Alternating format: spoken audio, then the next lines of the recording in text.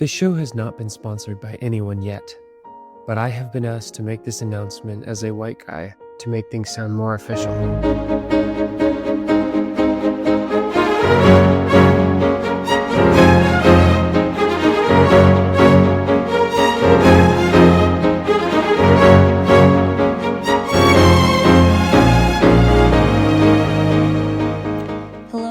Hello, and welcome to episode 5 of the Culinary Leap. I'm so happy you're back with me as I continue to unravel my journey through food, heritage, and the soul of a Bangladeshi kitchen. Today, we're exploring the art of the blend. We'll be talking about fusing Bangladeshi food with other cuisines and how we can honor those deep traditional roots while inviting new flavors into the conversation to create something truly unique. It's about taking risks, breaking rules, and bringing a new perspective to the table. So let's dive in. First off, some huge news. I'm about to host my 12th Bangladeshi tasting menu on January 3rd, and I'm thrilled to say we're officially booked, so great start to the year. I'll be exploring the deep, comforting winter flavors of Bangladesh, so if you missed out on a seat, don't worry, I've shared the full breakdown of that menu in my last newsletter. And if you aren't signed up yet, just head over to banglacook.com. Every 2 weeks, I drop recipes, updates on my journey towards opening up a fine dining Bangladeshi restaurant right here in the San Francisco Bay Area. It's early days, location still a mystery, but I'm taking you all with me through every step of the process. Now, after the January 3rd dinner, things get a little mysterious. I haven't said the next dates yet because I'm waiting to hear back from a specific show that shall not be named.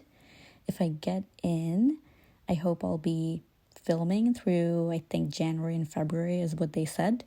So bear with me. Once I have a decision, we'll hit the ground running with our next series of fusion menus.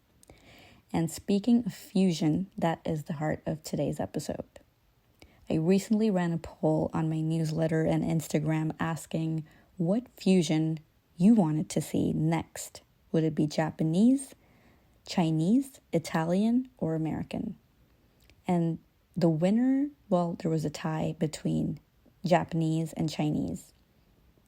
But before we dive into the future, I want to talk about the past. In Bangladesh, fusion isn't a modern trend. It's a childhood memory for me. So for my January 3rd dinner, I'm serving a Bangladeshi spicy Thai soup. It's essentially a tom kha, but without the coconut milk. It's tangy, sweet, spicy, hitting you with that unmistakable lemongrass, gingery, spicy punch. And it used to be served with a crunchy shrimp ball. And to replicate that same flavor, I'm serving the soup with a tuile that has flavors of that shrimp ball, kind of like a shrimp toast, but thinner. And I remember eating this combination at a restaurant in Bangladesh growing up called Sung Garden, which still apparently exists. And it was technically a Chinese restaurant, but they served this Thai soup that every Bangladeshi person of a certain generation remembers. It was my first taste of how borders could blur in a bowl. And my mom actually just made a full Bengali dinner for me that perfectly captures this Desi-Chinese evolution. She made fried rice, which she made with Chini Gura rice, which is Bangladeshi, beautiful aromatic short grain rice. And she added ghee to the eggs for that distinct rich aroma and tossed in finely chopped carrots and long yard beans. Then she also made a vegetable dish with chicken and pepe, which is green papaya. And it's very mild in flavor. It has a slight heat from kacha morich, which is Thai chili peppers, as we know it here in America. And thirdly, she made the usual cashew nut chicken, which is dominantly Chinese in its use of soy sauce, oyster sauce, sweet chili sauce. But that subtle Bangladeshi touch is again from the kacha morich, which is the Thai chili peppers. And it makes it something entirely its own. Just because my mom made it too with her own touch, it makes it Bangladeshi.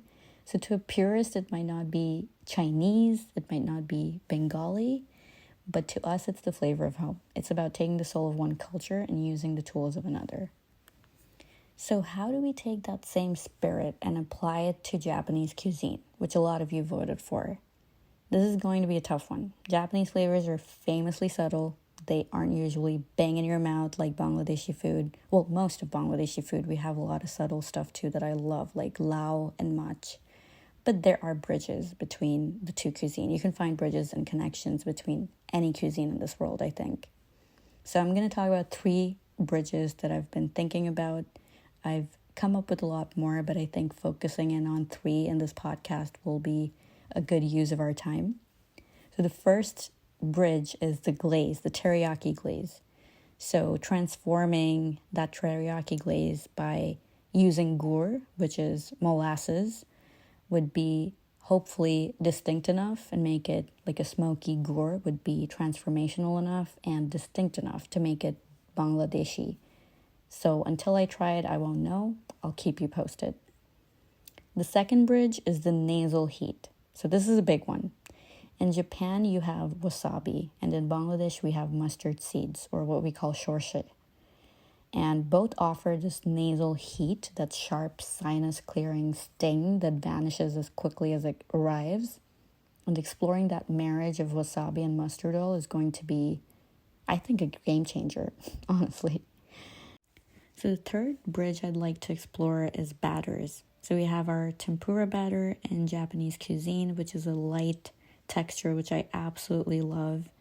And we also have battered food in Bangladesh with our heavy batters that are spiced with turmeric. We batter cauliflowers, we batter potatoes, we also batter zucchini flowers, actually, which is kind of Italian, which is interesting. So I would love to explore something to do with batters, tempura batter, but with the Bangladeshi produce, and pair it with a sauce that's miso and something more distinctly Bangladeshi. So we'll see how that turns out. It would be an experiment worth sharing and putting on a menu. So it all right now seems delicious, and that's how I approach my menus. What sounds good? And when you try it, it could be a whole different story. So we'll see, and I'll keep you posted. So I'll be spending the next few weeks after the January dinner experimenting, waiting for the call about the show. So stay tuned to the newsletter and my Instagram for the big reveal of the next dates and the final fusion menu. Thank you for joining me on the Culinary Leap. Stay hungry, stay curious, and I'll talk to you very soon.